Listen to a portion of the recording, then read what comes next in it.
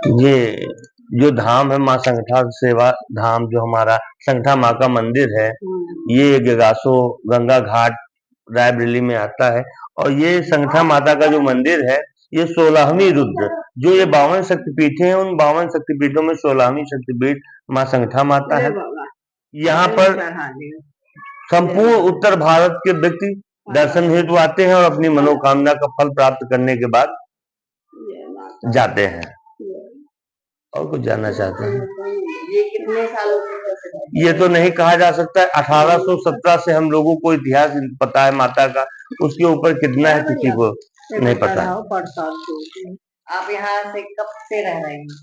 देखिए, हम लोग तो यहाँ बचपन में पैदा ही हुए हैं यहाँ पे, तो निश्चित रूप से 40-45 साल की उम्र हमारी हो गई। हमारे पूर्वजों की और उनके भी पूर्वजों की, उससे पहले की जगत जननी माँ।